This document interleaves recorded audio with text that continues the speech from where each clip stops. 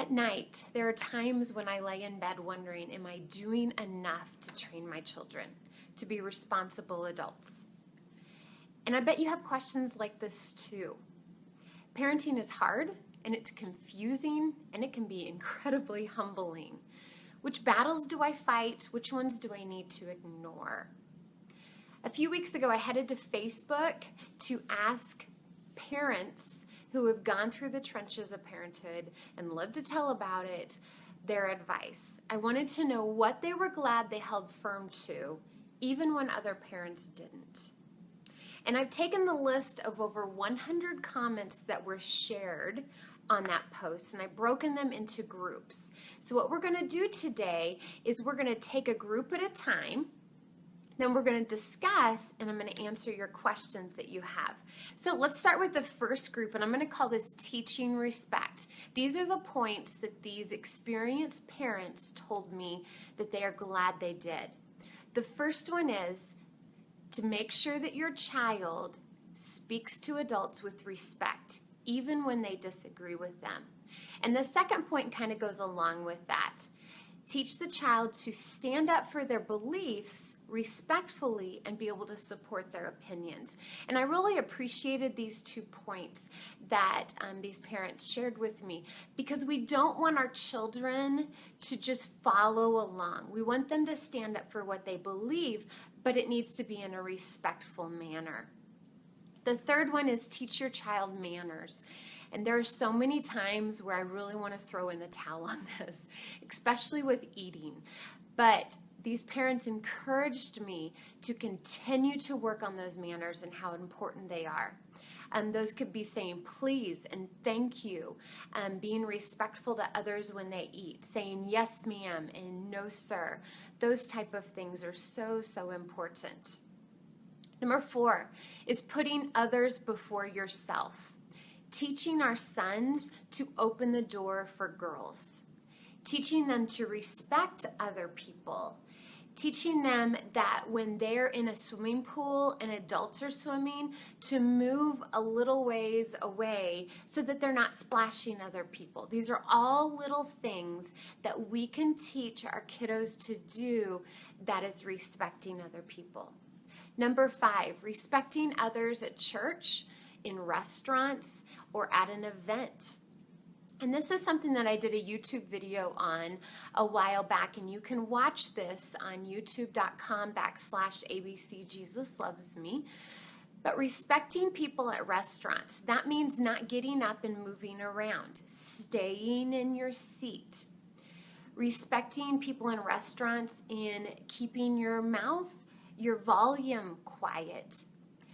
Remembering that not everybody is going to wants to hear your conversation.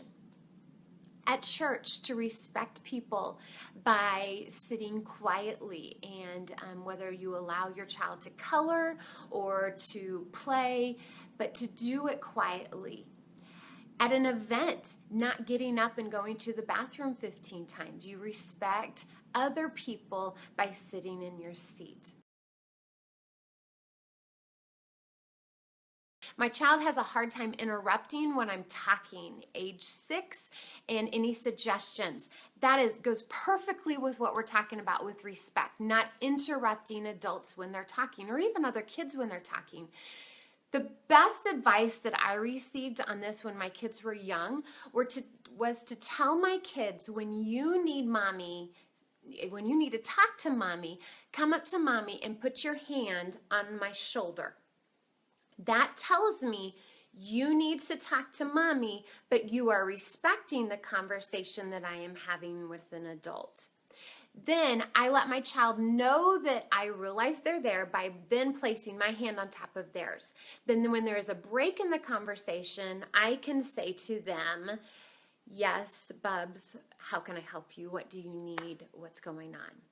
And you can practice this at home with you and your spouse, having your child practice coming up to you, putting their hand on your shoulder so that you know.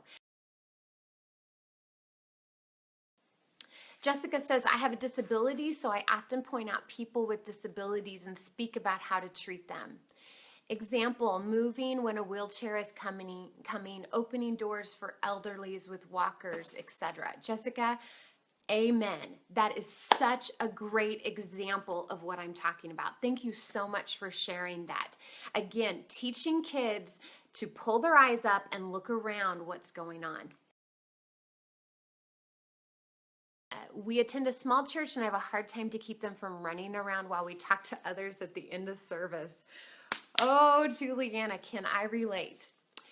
This is something that I talk specifically about in the YouTube video of teaching your child to respect others at restaurant and at church and how to sit quietly. And this is a hard one because, you finally get an opportunity to sit and talk with friends, whether at a restaurant or whether at church, and you just want a few minutes to connect. And your kids, they've been sitting all service, they're tired of sitting, they just want to run around. And so how do you balance mommy needs time with friends because mommy needs that, very importantly, but my child needs to be respectful at a church and not run around. And what I encourage you to do is to find the balance.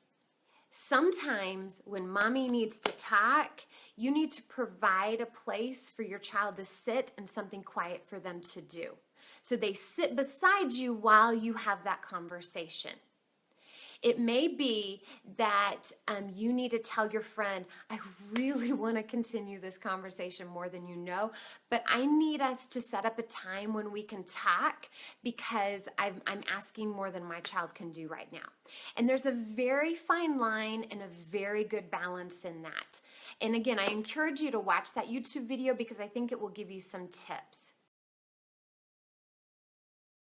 I'm working on teaching chain of command in restaurants, church, and stores. This means telling me what they want to tell a waiter, cashier, or pastor instead of blurt it out of them directly. Excellent. That goes back to teaching respect. Training the child so that when they get to high school or even college, they're not suddenly going, I don't know how to order for myself. I don't know how to go to the doctor by myself. I don't know how to ask questions. This is something that I love about 4-H. Sweet Pea just a couple of days ago called Hobby Lobby and had to ask a question about a sale that they had going on. And I was standing right beside her, feeding her lines so she knew what to say and how to answer. So training our children to be respectful to adults and how to handle situations like that. Excellent, Jessica.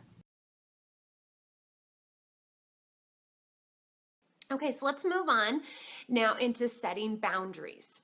The first one is a parent suggested not allowing the child to walk around with food at meal or snack time. And I so agree with this one. You're teaching the child to sit still and then play. This will help the child eat the better, more nutrition food, and they're not snacking all the time. It also helps for conversation at the mealtime.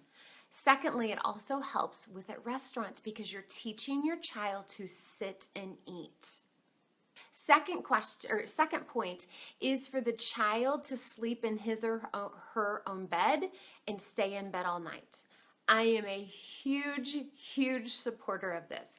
And I understand that some of you do not agree with this, but it's interesting that parents who have gone through the trenches and have lived through parenting, this is something they highly suggest, and I agree with it wholeheartedly. Teach your child to sleep in his or her own bed for the entire night. This is important for the child to get sleep. This is important for the parents to get sleep. And I have several posts on this on the Our Out of Sync Life for you to be able to look at. When you're teaching the child to sleep in their bed and stay all night in bed, the next one that parents told me was to establish a habit of healthy eating. Don't get in the habit of snacks. And don't get in the habit of being a short order cook where you just provide 3 or 4 meals and that's all the child will eat. Make the child eat other things. They can be taught. Trust me, I had a child who refused to eat anything but yogurt. But the pediatrician told me to keep fighting, stay strong, and I'm so thankful I did. Here's the next one. Validate your child's feelings, but still expect first-time obedience. I tell little man all the time, I understand that you don't agree with what I've told you to do, but you are to obey, and then we can discuss it. Next one, no whining and no tantrums. I love the saying, you get what you get, and you don't throw a fit. The next one, the child is expected to participate in family devotion time and to attend church. And I think when you set a standard for that from the beginning, it is much easier to follow through.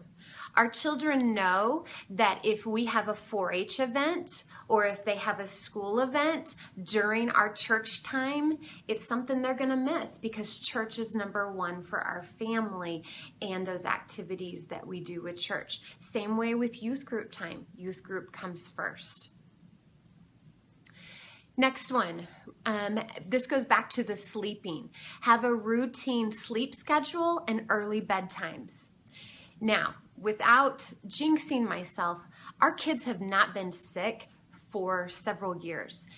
And I truly, truly believe that is because we have a very strict bedtime schedule and our kids get 10 to 12 hours of sleep every night. Also, we watch what we eat, so it's healthy eating. Now, I'm not a freak on what we eat. They do have cookies and ice cream, but I'm providing them healthy food to get the nourishment that they need. Now, if you find out in a couple of days my kids are sick, you know I jinxed us. But the point of the matter is set yourself up, your family up for a positive situation. Limit electronics. This is what next week's blog post is going to be on ouradsynclife.com. We're going to be talking about electronics, why they should be limited, what the Pediatric Association feels should be a healthy limit. I can tell you from our experience, this is one that I am so thankful that we have held strong to. So they don't ask for these electronics because they've learned to entertain themselves. They beg to go outside and play. And I love that. They love to play with their Legos. They love to read. They have learned to entertain themselves and to use their imagination. If I had my druthers, we would have no electronics. But I also think that there is a balance to helping them understand how to use them wisely. So be sure to subscribe to our blog so that you don't miss that blog post on Tuesday where I will be sharing the what's and the how's of managing entertaining. Okay, how do you get a 2-year-old to go to sleep right away? My girl talks and plays for hours sometimes. Micah, that's a great question. And when people ask me this, the first question that I ask is, how long is their nap time? Because sometimes what happens is the child is taking a 5-hour nap in the afternoon and then they're not tired when they go home or when it's bedtime. So in that case, what I would encourage you to do is really watch to see how long are they sleeping during the day and then monitor it from there. You know, for a 2-year-old, a 3-hour nap might be max that you want to do with them. So let's say you put them down at 12:30, then you wake them up at 3:30, so then they are ready for a bedtime of 7:30, or 8. So monitor what's happening during the day. Also, I would limit the amount of toys in the bedroom. Also, we don't do a lot of playtime in their bedroom. We do things as families, and so their play almost always occurs in our playroom. Natasha, back to the bedtime and waking. We've had a solid bedtime wake-up routine for over 2 years now. My 3-year-old is finally understanding they do not leave their bedroom. However, my 2-year-old often wakes up his sister. And that's a hard one when you're sharing bedrooms. And the only advice I can really give you on that is just to encourage the child to go back to sleep and then really work on things during nap time when you can. One more point. I think sometimes we have in our minds that kids have to have a bedroom. And sometimes we have used non-traditional places for kids to sleep. For this example right there, it is okay for a child not to have a real bedroom their entire 18 years of life. Do what you have to do to be successful, to give everybody a good night's sleep. My young 2-year-old does not do well with grocery shopping. She stands up in the cart, tries to get out and run away. The last 2 times I've gone shopping, I've let her watch YouTube. Okay, Emily, I appreciate this question because this is one that I see many, many times and one that I've struggled with myself. What I want to encourage you is to work on that first time obedience at home. Watch the first time obedience video that I have available on YouTube and really set very firm boundaries. Because what you are doing at home will affect what the child does out in public. Now, with that said, there are times when I have had to leave a grocery store. I've had to change plans. In that case, I would really work on the uh-oh system that Love and Logic does for setting up the expectations that when mommy says to sit down, you are to sit down. Secondly, then when you go into the grocery store, then the child is used to that, and you may have to say, uh-oh, pick the child up, leave the cart at a counter, go to the vehicle for a few minutes to set some expectations, and then return to finish your shopping. But it starts at home, and I cannot emphasize that enough. It starts at home with those firm boundaries. I love the curriculum. Thank you so much. Is 13 months a good time to continue this curriculum if my child won't sit still enough to pay attention? I do, however, use the Bible verses and sign language. Okay, it goes along right with what we're talking about is setting those boundaries. What we have to look at is my 13-year-old not sitting still because he doesn't want to? It's a heart issue. Or is my 13-month-old not sitting still because I'm asking him to do things that he does not have the maturity to do? If it is a heart issue, then you work on discipline and setting those boundaries and keeping them firm. It may mean that child needs to go sit in timeout for a minute and come back. If it's something that you are asking them to do and they don't have the maturity to do, it may mean doing less at a time, or setting them in a high chair and doing some learning activities and playing with them, or sitting them between your legs while you're sitting on the floor and you're reading a book. There's a video on teaching your child to sit quietly for learning. Again, that's on YouTube, and I encourage you to check that out.